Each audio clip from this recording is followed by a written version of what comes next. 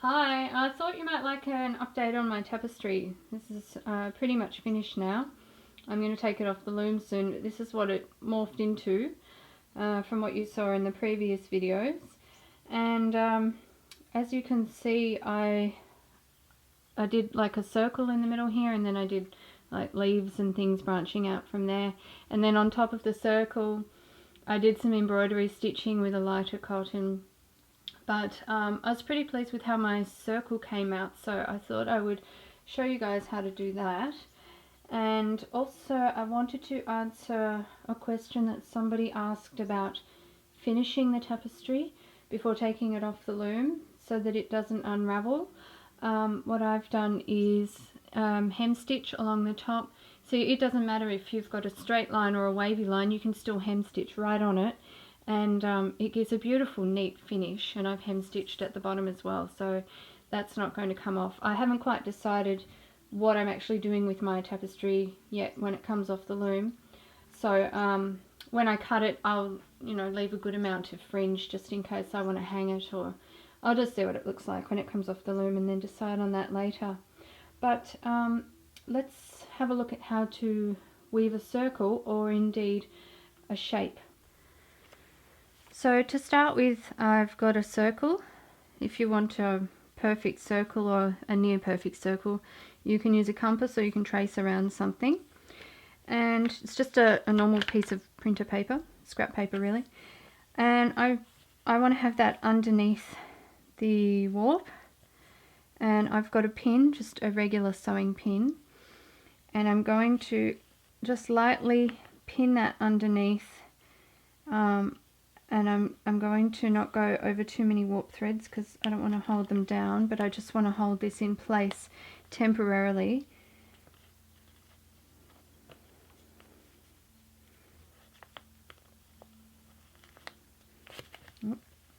Like so. Try and get it to lay flat. If there's a better way to hold the piece of paper underneath, I don't know what it is yet, but if you do, let me know. And then I've got this is the thread that I want to use, so I'm going to use this to outline the shape. And I've got my tapestry needle, and I'm going to come up from underneath and just leave a short tail underneath so that you don't lose it. And I'm basically going to needle weave my way around the shape as best I can. And do it this way.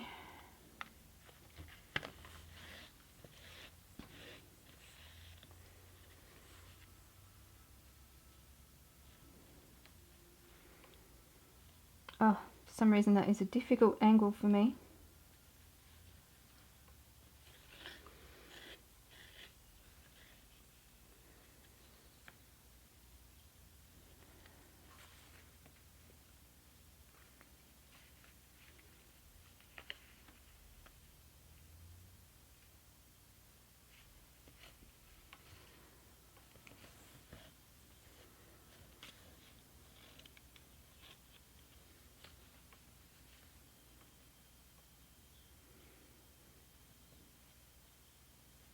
That's a better angle. I can actually needle weave with a bit of speed. Alright, so we're just going to try and keep this lined up with your circle.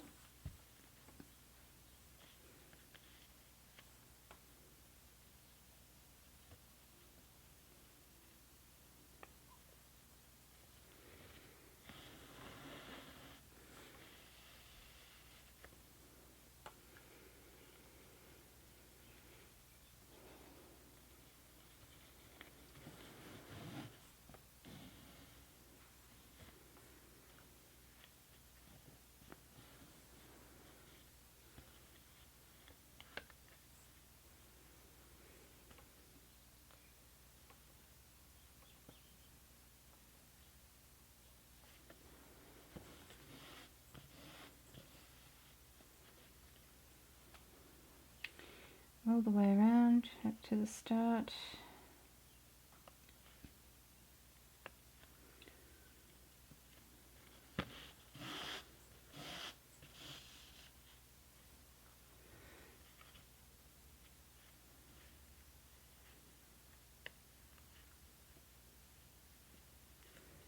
That brings us back to here, and we've got the circle outlined fairly well. Now you've got a couple of options from here on in. What I did with my circle is I did needle weaving, and I worked my way around the outer edges and around, keep going around and around, or otherwise you can needle weave a line across the middle and use that as a guide and weave either side of that. Or you can fill the whole thing in working straight lines. It's up to you. I should add that you can remove the paper now, and then you've got your guide there, as long as you are careful of the outline as you go. So say I wanted to needle weave across the middle as a bit of a guideline.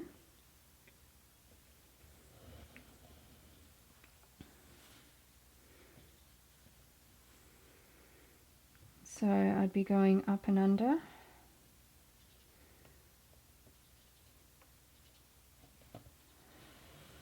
Just your basic weaving through those threads.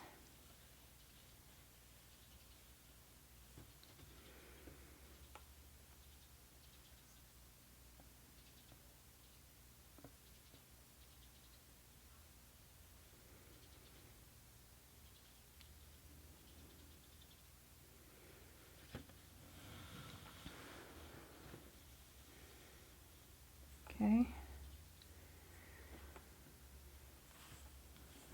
And then from there, I can just go back and forth.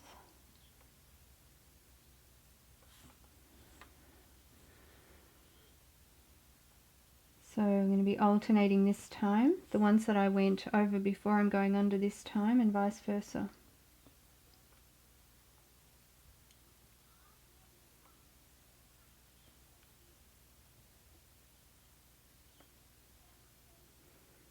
Oh my goodness, I'm so uncoordinated today. My fingers are cold.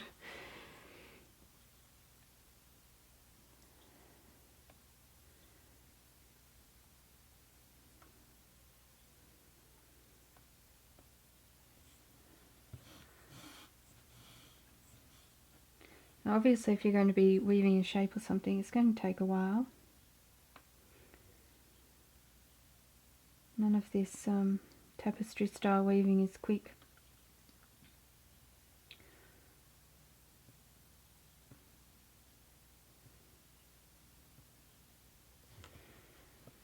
Alright. And then you can bring in your beater or whatever you have to pack it down.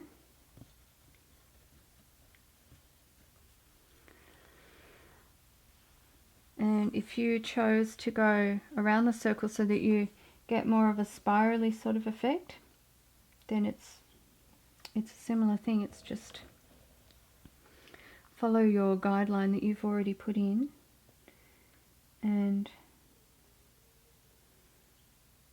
go over under.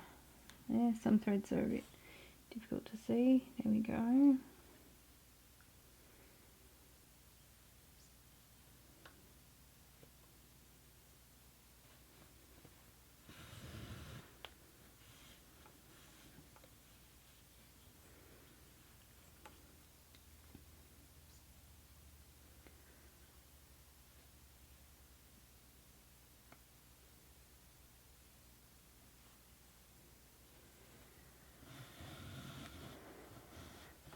You can see that it'll want to sort of go in straight lines, but you can just push it around using your circle as a guide, your outline.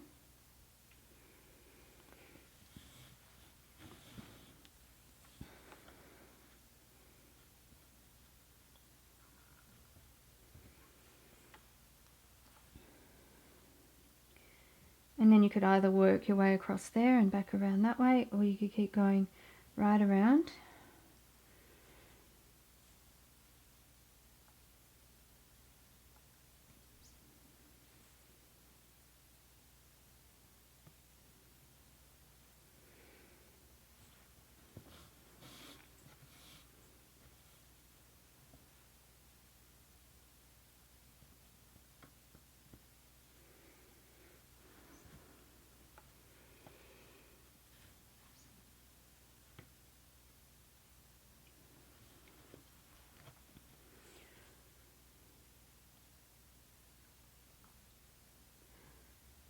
And I found at the end when I finished my circle, it looked a little bit rough around the edges, especially on these kind of parts. When you're bringing the thread down, it kind of tends to hang around a bit like that. You could take it through around the thread a few times to improve that situation, but yeah, with mine I did some extra stitching in another colour around the edges, and that was really effective. I actually chain stitched around the edges just for a different effect, and I did that in red, but you could take the same yarn and stitch around the edges, you know, just go over them again if they look a bit messy.